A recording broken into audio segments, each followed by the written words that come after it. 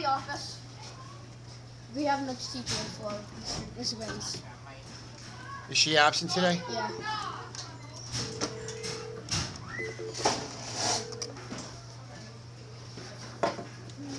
Karen, there's no teacher outside Miss Gwynn's room for the 9th period class. Is that going to be addressed, do you think? Okay. 9th coming up. Oh, that's what's there. Okay, thank you. Bye. He's on his way. Man, it's cold in here. Man, it's chilly. Chilly. I've got a quiz I'm going to hand back. I got 2 of you that owe me a quiz. Is Alyssa back today? Yes. Yes. Is Haley back today?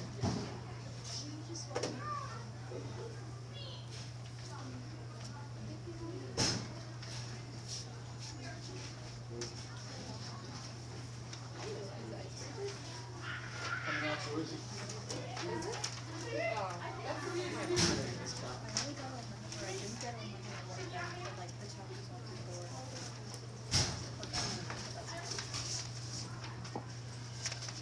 All right, we're going to wrap up chapter 8, and then we're going to start today with slavery, a new chapter. Katie's where? Katie's right there.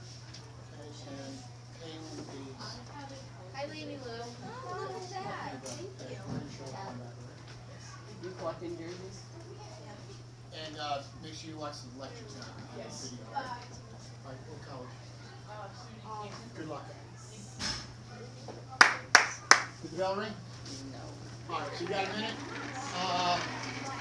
We've got busy week coming up. Are we doing anything on the election or not? We'll talk about the election tomorrow. I will preface, tomorrow is the election. Veterans Assembly this week is Friday.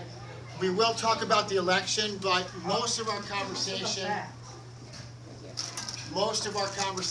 on current events is pretty much designed to take place the second half of the year when we're talking about more modern.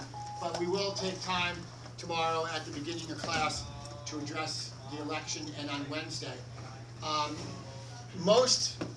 Nearly half of America has voted in the presidential election already. Nearly half of Americans have voted through early balloting and through absentee ballots. Tomorrow is the big day, though. Most Americans will go to the polls tomorrow and cast their ballots. The momentum in the last couple of months since Biden has dropped out, the momentum has kind of bounced back and forth, and over the last few weeks, it appears that there's been a surge toward the Republican candidate, which we'll see if the polls hold up. Right now, he's ahead in the polls, and it appears as if he's poised to have a pretty big night tomorrow, but polls are kind of tricky. The only poll that matters is the poll that happens tomorrow when people go out and vote and pull the lever. So tomorrow night, starting about 7, you'll start to see the returns come in on your favorite news channel of choice. I would pay attention to the returns as they're coming in. Spend some time tomorrow night before you go to sleep to see what's going on. If you don't believe that the presidential election has an impact on your lives, you're in error. The presidential election has a profound impact on all of our lives. So you should be watching, even though you're not eligible yet to vote, you should be watching with a degree of interest that certainly justifies you paying attention.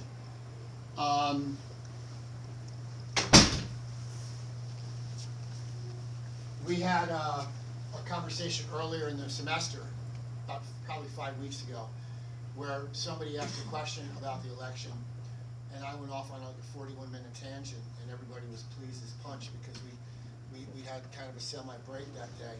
I think it was Alyssa, by the way, who asked that question. So I'm on the lookout. All right. Yes. Was my memory good? Yeah, my memory serves me well. What's the difference between a Republican and a Democrat? And then I love that. I gobble that stuff up. I love it. That's a great question. But we'll spend more time tomorrow. Ava. Will we know who like the president is tomorrow night, or does it take like a day or two? Well, each of the 50 states has a different degree and a different measure of how to tabulate the votes. The short answer is we'll know deep into the morning on Wednesday morning. So when you go to sleep tomorrow night, you might not know if you go to sleep at a reasonable hour. And I've been doing this my entire life, election night, I am up until the decision is made. I won't go to sleep on Tuesday night or Wednesday morning until I know who won. And I won't miss Wednesday's class either. I will be here, even if I'm operating on 2 hours or 1 hour sleep. So we'll know probably Wednesday morning, deep into the morning on Wednesday, probably 2, 3 a.m. There are a couple, and that's due to the fact that a couple of states rely on hand counts. And if the hand counts, if the vote is close enough in a couple of states that require hand counts, there is an automatic recount that is required if the vote is within a certain percentage. So we'll know Wednesday. New York State won't know until we won't know how it turned out in New York until probably 10:30. But Georgia and Virginia are two of the earliest states, starting at 7 and 8 o'clock Eastern time tomorrow. A couple of predictions for you from my end. If Trump wins Georgia, and if Trump wins Pennsylvania, which we should know extremely early. If Trump wins Pennsylvania, he will win the presidency. Pennsylvania is the state that for both candidates holds the golden ticket. Pennsylvania, whatever candidate wins Pennsylvania will most likely win the election. So keep an eye on Pennsylvania, keep an eye on Georgia, and keep an eye on Michigan and Wisconsin, two Great Lakes states, Michigan and Wisconsin. Palin. I don't vote till tomorrow, and I am not going to share who I voted for. I'll let you guys read the tea leaves, and you can make a determination. I've been absolutely, and I am this way with my 7th graders as well.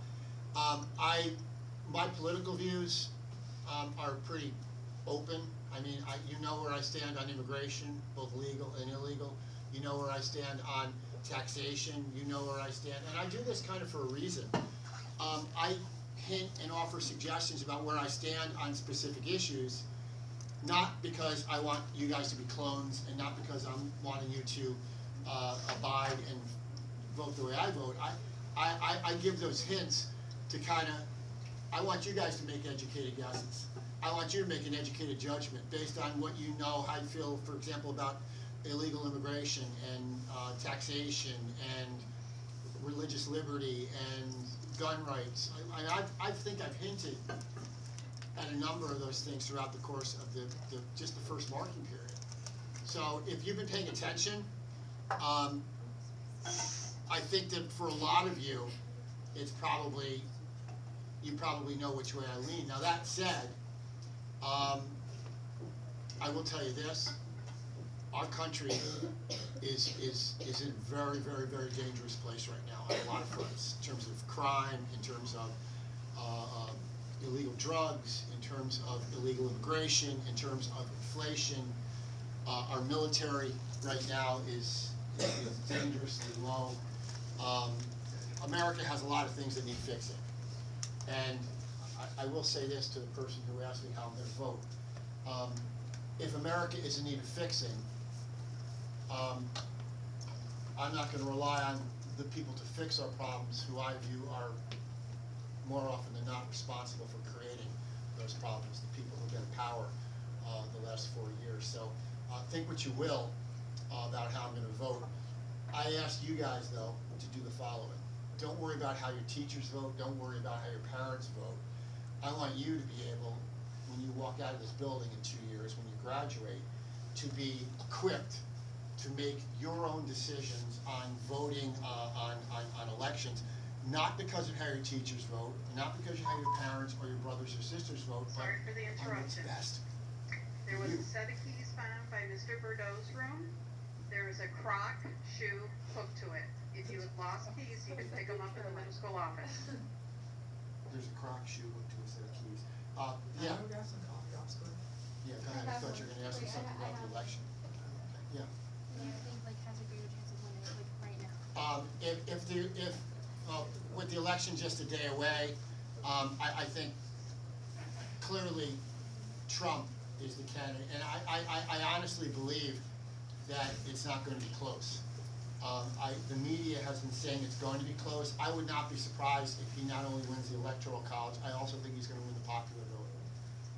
I think that most Americans, more than half of Americans are not terribly certain of how Harris would fare as president, but they know their lives were pretty decent under Trump in terms of their economy, in terms of inflation, in terms of salaries, in terms of, love him or hate him, and I've said this to my seventh graders, love Trump or hate him, he has a track record as president that was pretty damn good. Americans economically were better off. Inflation was lower, okay? Inflation was lower. People brought more money home. American, I think confidence was different. I don't know, Alyssa, it's a tough question. I think, and I follow a lot of current events, a lot of news sources, and a lot of news stations. I think momentum is in Trump's favor right now, but it ain't over till it's over. She's a good candidate. I think she's. Let me put it to you this way. I think she is more well liked than Trump.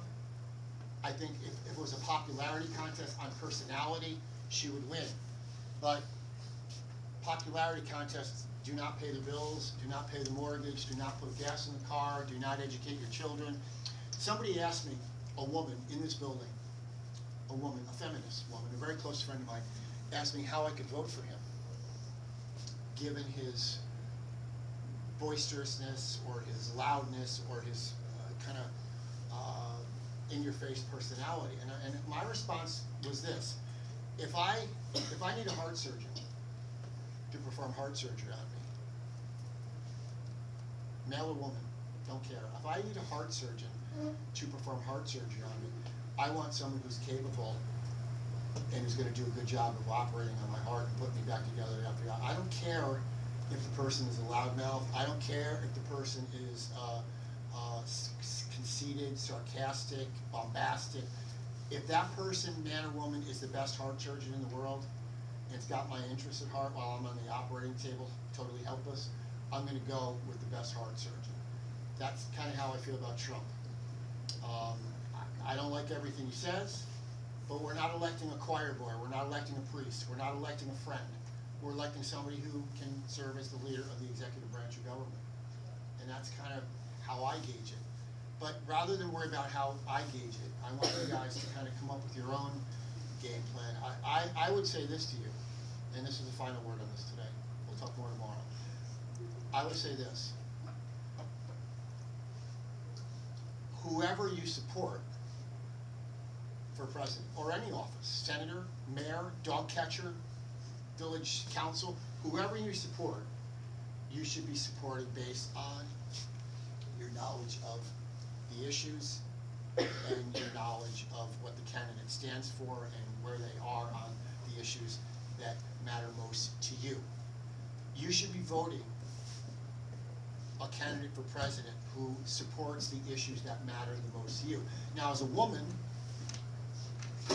your issues might vary differently a little bit than from a man. You might feel more important on the issue of healthcare. You might feel that a candidate on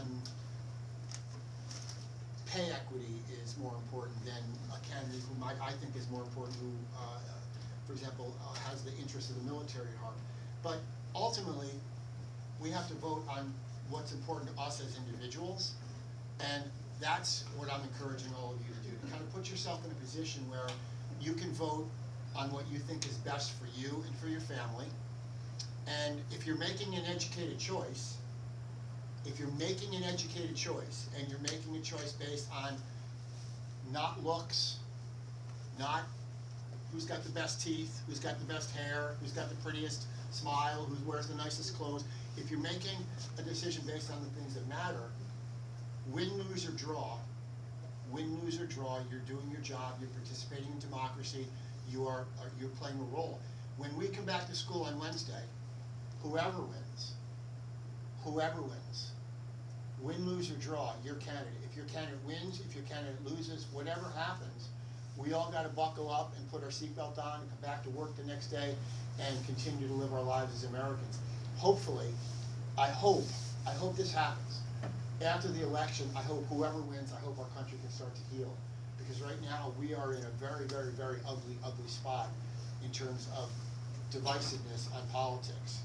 I talked about this a lot this year too. We are at a place where Americans are literally in each other Americans' face, literally just because of who they vote for and who they support politically. We should not be living in a country where we allow that to happen. We ought to be able to the day after the election, accept the outcome. If the election was fair and it was honest, we need to accept the outcome, whether our candidate wins or loses, and we have to go back to being the best Americans that we can be the day after the election ends. That's kind of my hope. I hope that happens. The president will not take office, by the way, until January 20th. Whoever wins Tuesday, tomorrow night, there'll be about a 2.5 month period before they'll take office. So Biden will have a couple of months left, and then either Harris or Trump will enter the White House January 20th. And we'll have to go back to, the sun's going to rise Wednesday, whoever wins. The world's not going to end Wednesday, whoever wins. Don't let anybody tell you that the world's going to end Wednesday if the wrong guy or the wrong girl wins. Not going to happen, okay? So be ready. We'll talk about this more Wednesday specifically. God bless you. Palin. Where's Simon gonna go after? He's already on the beach. He's probably going to be on the beach somewhere. Just a hunch. So all of them, They go. they can't just go back to their normal lives because they get He'll go back to his normal life. Won't he get killed? Former presidents have. Maybe someone will assassinate him. What is wrong with you? The only person that Somebody wants to assassinate him, whatever gets right. Former presidents typically will spend the rest of their lives giving speaking engagements, writing autobiographies, working on presidential libraries. There'll probably be a library in President Biden's honor. And to your concern about the president's physical well-being, only one candidate has had to face an assassin's bullet over the course of the last few months. I don't think President Biden's going to have to worry about that. But to the extent that he does, he will have Secret Service protection the rest of his life, as will his family. That's what I was asking. He will have protection. Provide him with a little house or something. He will have protection. And He's rich. and after spending, yes, he is extremely. Do you make money for being He is. Yes. He is extremely rich, and most of his money, most of his money has not been made being president either. Most of President Biden's money has been made on his name and on his fame, which one of the reasons a lot of people are angry. President Biden has spent 50 years in public service. He has spent 50 years in government service, serving you and me as an elected official. And he's gotten extremely, extremely rich doing so. A lot of people find fault in that. A lot of people think that you should not be able to get rich serving publicly. And I happen to be one of those people. I happen to believe that 50 years in public service is far, far, far too long to serve in public service.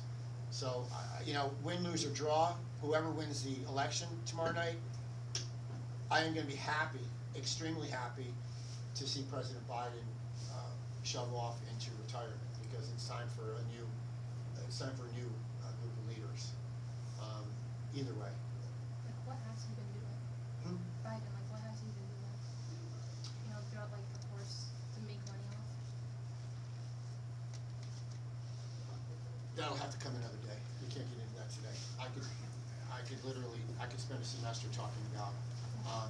You tell me. The question was, how does President Biden make money becoming president? Well, not today. We'll talk about it. I think I'm qualified to answer that, but we only have about 20 minutes, and I want to talk. It's US history. We should make a politics class. I would love to teach a politics class. But I gotta get you through American history and get you ready for the Regents right now. All right. Women in the workforce. Let's look at the last section of topic 8, which we're talking about Friday. We have to finish this before we get to slavery. Today we're going to start looking at the institution of slavery. And we're going to spend the next 2 weeks on chapter 11. You have an inquisitive due for chapter 11 is going to be the 15th. Chapter 11 inquisitive is due the 15th. And your chapter 11 vocab quiz is going to be due the 15th as well. Not this Friday, but the following Friday. Now, women in the workforce. Limited but growing opportunities outside the home. We're talking Industrial Revolution. Women are going to see limited but growing opportunities outside the home. Teaching. We ended class on Friday. Teaching will become a female-dominated occupation during the period that we're talking about. Oftentimes, women who leave the mill life, women who leave mill life will eventually become teachers, and that will mark kind of it will establish a precedent that will last well into our 21st century. Most American elementary school teachers, not high school as much, but elementary, most American elementary teachers are female. And this goes back a century and a half to the time during the Industrial Revolution, where when public schools began, most of your public school teachers in the early days of public education are going to be a female-dominated field. Right? Some women found work as seamstresses, domestic servants, maids. Okay, seamstresses is somebody who works maybe in their home or outside in another person's home, handling mending of clothing, creating and making dresses, things of that nature. Middle-class women often engage in unpaid charitable work. They might be affiliated with a charity. They might be affiliated with some type of work with their church, getting experience dealing with people in the community through church or civic organizations. All right, all these things are going to be opportunities for women to shine outside of the home. Experience that women are going to gather during the Industrial Revolution are going to allow them the opportunity to kind of dip their feet in the water outside of working in the home as moms, as wives, as the raisers or the person responsible for raising the children and for maintaining discipline in the home. All these things and more are going to be opportunities that women are going to see outside of the home as well. Let's continue. Look at slide number 9. The cult of domesticity. This phrase we're going to have a handle on moving forward. This cult of domesticity is the ideal of women as the moral guardians of the home. Now, when I say this term cult of domesticity, this is a historical term used to convey the idea that women, especially from the point of view of men in society at that time, women were seen as not really capable or as being needed in the workplace outside the home. The idea cult of domesticity, domesticity literally means on the home front. The cult of domesticity was the idea in society that a woman's place was in the, I don't want to say this because I don't want girls punching me, but a woman's place was in the what? The kitchen, the home. Exactly. Okay, it was the idea that, and I don't want to just narrow it down to the kitchen, but all areas on the home front. All areas on the home front. It was expected that women were going to be maintaining the home, raising the children, preparing the meals, making the beds, and this attitude is going to challenge. This attitude is going to challenge a lot of the beliefs that we're starting to see emerge during the Industrial Revolution, and it's going to be pushback against women who are now starting to work outside the home in larger numbers. Okay. The cult of domesticity emphasized piety, purity, submissiveness, and domesticity. When we talk about submissiveness, we're talking about the idea that women should submit to the rule of their husbands. And if you were not married, the submissiveness would basically mean that you if you were a young woman who didn't have a husband, you should be under the control of your father, okay? You should be submissive to males in society, meaning that you needed to defer. You needed to defer to what society, male society, expected of women during this time period. It reinforced separate spheres for men and women. Men's sphere was considered public, and the women's sphere was considered private. Women, I used this phrase last week, and I use it when I'm discussing this with my 7th graders. The idea that women during this time period, regardless of the fact that some worked outside the home in mills and some are going to gain experience, like we talked about in the previous slide, the idea is still going to persist that women should be seen and not be heard. Women were to know their place in society, and their place was to be submissive to their husbands, to be submissive to their fathers. They needed to be pure, okay, and we'll talk more about that as we move forward, but there is an idea, an attitude that women, especially women who are going to be married, had to maintain their virginity, they had to maintain their chastity in order to be considered pure for their husbands. These are all attitudes that are going to be very common and very, very popular, especially among male-dominated society in the mid-19th century. All right? And these ideas, this ideology, this cult of domesticity is going to conflict with what's happening because women are now in the workforce in large numbers. They're working in mills. They're earning their own money. They're helping the family economically. They're out and they're gaining an income outside the home. And this ideology, this cult of domesticity, is going to come into conflict. Men, quite frankly, men are not really going to know how to cope with this idea that women are out in the workplace and that women are becoming breadwinners, meaning women are earning an income for the family. So certainly this cult of domesticity is going to face challenges, and it's going to face a group of men, black and white men, by the way, both races in America are going to have issues with women whose roles outside the house kind of challenge the mores or the norm for society.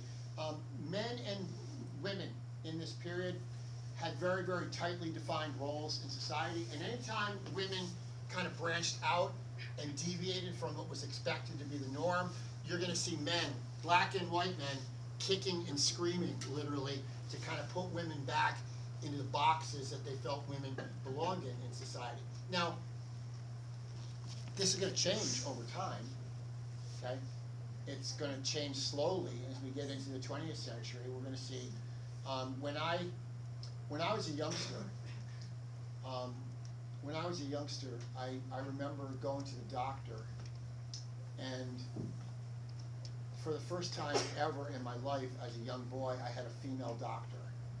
I was in an emergency room situation. I broke my thumb in a ball game. I was probably 8 or 9 years old, and I saw a woman doctor as a 9-year-old boy in the emergency room. Not a nurse, but a doctor. And I remember how shocked I was at a woman doctor. And my parents were shocked. This is like 1969 or 1970. My parents were shocked at a woman doctor in 1970. Simple fact was there weren't many women doctors in the United States in 1970. Fast forward 2024. There are more women doctors in the United States of America than there are men doctors. And in the span of 54 years, it's kind of, just on that occupation alone, it's kind of turned itself on its head. So this is going to change. This cult of domesticity is going to change. And we'll talk the rest of the school year about a lot of the reasons why it changes. Let's get through the rest of this. Yeah? What is chastity mean? Chastity, purity. If someone, where do you see it? No, I just wrote it down because I heard you say it. Chastity. If someone is chaste, C-H-A-S-T-E, if someone is chaste, that means that they have maintained their virginity for their husband. If someone is chaste, it's a term used to describe people who are pure or virginal on their wedding night, right? Any other questions? We're also going to see the development of reform movements. Now, last point on this slide. With all the problems that are going to develop that come along with the growth of cities and the growth of industry, we're going to start to see emerging reform movements to deal with some of the challenges that society is facing. We talked about sickness and disease. We talked about the alcohol problems. A lot of people are going to develop addiction to alcohol because of saloons and bars and night spots. The market economy's changes are going to spark various reform movements. The first reform movement, though, that we're going to mention is the labor reform movement. The labor reform movement is going to come about in order to deal with the three-legged stool in factories and mills of problems. The three-legged stool: long hours, dangerous working conditions, and very low pay. Okay? So labor movement is going to become one of the types of reform movements for workers' rights. Women's rights movement is going to start to be established in the middle of the 19th century. The women's rights movements are challenging traditional roles. Girls, and girls especially, in this group today. Once women realize that they can earn money for their family, that they can work in a factory, that they have opportunities outside the home, they don't start to feel that they can't do things. They start to realize that the only thing preventing them from doing them before that was they lacked the what?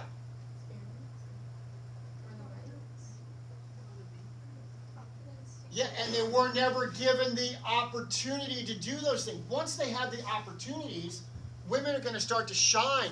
So we're going to start to see the women's rights movement. Again, it's a slow crawl. It's not going to happen dramatically. It's not going to be snap, snap overnight.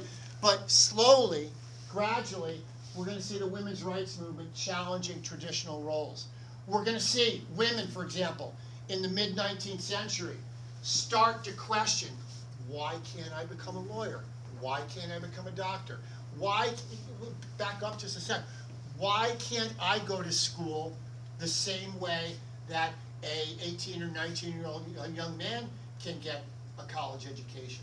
Why can't I attend the same universities that the best and the brightest men in our young nation attend? These are things that are going to start to develop during this period as well. So women's rights are going to challenge traditional roles. Palin. Did this happen in the North and the South? This happens primarily in the North. Okay, women in the South, because of the economy, because it was an agricultural economy, and the Southern life was much more, I think, traditional. Women in the South are going to lag behind women in the North with respect to women's rights and women working outside the home. That is not to say they didn't have opportunities, but the opportunities are going to be more so in the northern economy. The last movement, the reform movement that we're going to talk about, is the temperance movement, which is going to become a significant movement. The temperance movement was the movement to ban the consumption and the sale of alcohol. Okay? The temperance movement is going to be largely a female reform movement, which was determined to do all it could to stop the sale and consumption of alcohol. And this is a uniquely feminine issue in this period because women and children were the people most likely to be adversely affected by the negative effects of alcohol in a family and in the home. Women who most did not work outside the home, if they were married to a man who was an alcoholic, who pissed his money away on booze, or if they were married to an alcoholic who came home and routinely beat his wife and his children, women would see firsthand the effects of alcohol abuse. So women are going to mount a pretty successful campaign to ban the sale and the consumption of alcohol. We will have a constitutional amendment in the 20th century that will ban across the nation the sale of hard liquor and the consumption of hard liquor. Now that will be repealed. Another amendment will cancel that out, but for a time it was illegal to consume liquor in our country. And it will largely begin with the movement of the temperance girls. The temperance movement the movement to ban the sale and consumption of alcohol. So 3 reform movements are going to develop: labor movement, women's rights movement, and the temperance movement. And all three of those are going to be dominated by women. We're talking mid-1800s, okay? And we're going to see a fourth will emerge out of this. You guys tell me what the fourth movement will be. If women are pushing for improvements in the workforce, if women are pushing for more opportunities in the workforce, if women are pushing for a ban on the sale and consumption of, what's going to be a fourth, a natural extension, Dylan, something that women are going to feel is their inherent right as well? They also get the right to like vote and stuff. The right to vote, suffrage rights, the right to vote. Okay? The right to vote is going to be at the top of that list. Now, it's not going to happen just yet, but it will happen later on in the 19th century. And American women will actually have to wait until the 20th century to earn the right to vote. They fought for that right. It did not come to fruition until 1920. American women will not be able to vote until just over about 100 years ago. Just under 100 years ago with the 19th Amendment. Okay. All right, last slide, and then we're going to start slavery. A transformed society. Market economy brought opportunities and challenges. It's going to reshape work, gender roles, and class structure. It's going to lead to new social movements and ideologies. It's going to sets the stage for further changes in the back end of the 19th century, in the latter half of the 19th century. Women are going to make step-by-step progress during the Industrial Revolution. That's going to lead them to even more changes later in the tail end of the 19th century, the tail end of the 1800s, and into the 20th century. All right. Nothing will happen dramatically. It will not be overnight. It will not be quick, but there's going to be noticeable and incremental change for the improving of the lives of American women. Okay, we're not quite at a stage where we can talk about men and women being remotely close to being equal, but women are making improvements during this period. And that's where we're going to close that today. If you could, in the time we have left, open up your packet on slavery, which is back on your home page, on your Google Classroom page. We're going to start today with the institution of slavery and life in the South. And I have for your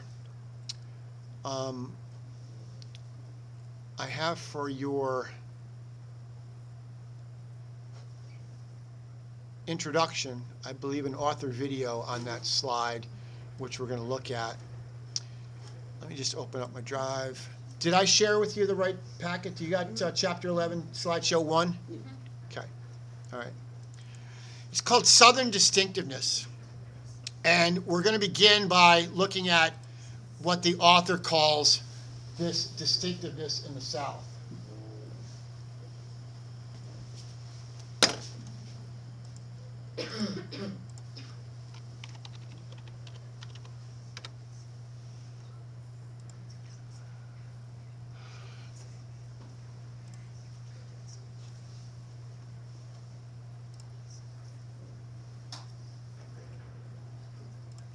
During the first half of the 19th century, technological innovations such as the cotton gin and the emergence of textile mills both in Great Britain and New England suddenly created a world demand for cotton that transformed the economy of the South. Cotton was king, as one Southern planter said, and people began to make enormous profits by the growing and cultivation and sale of cotton. At the same time, however, in order to grow more cotton, planters required more slaves. And so the growth of slavery occurred in tandem with the rising profitability of cotton. More and more southern states, especially those along the Gulf of Mexico, where the fertile soil was called the Black Belt because it was so conducive to the growing of cotton, more and more of those southern states became utterly dependent and almost mesmerized by the growing of cotton, the expansion of the cotton culture. That helps us better understand why slavery became so crucial to the Southern economy, and also why cotton became the driving force behind the political decisions and issues shaping the Southern economy.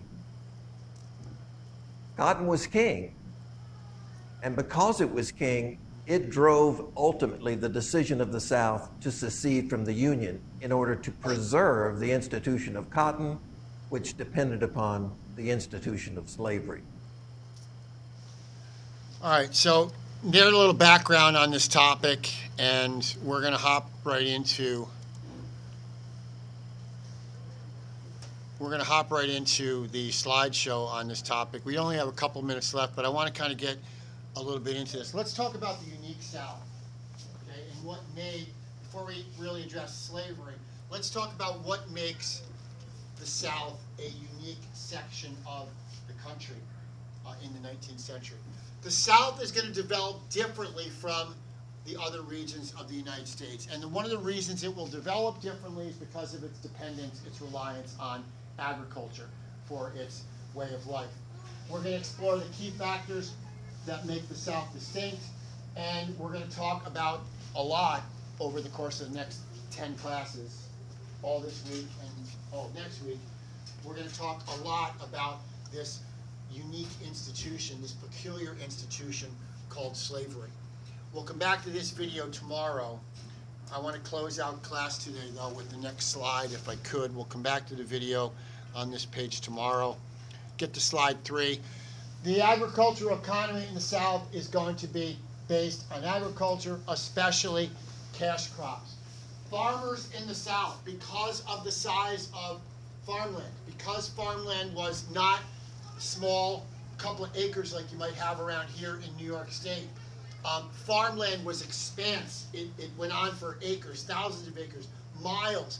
Because of the size of the farmland, agriculture was done on a cash crop basis. In other words, people were not just growing crops to feed themselves and their families, they were growing agricultural products to sell at marketplaces. Okay? They were growing crops to provide food and tobacco, cotton, and other goods to people across the country. All right? We'll pick up on that topic tomorrow.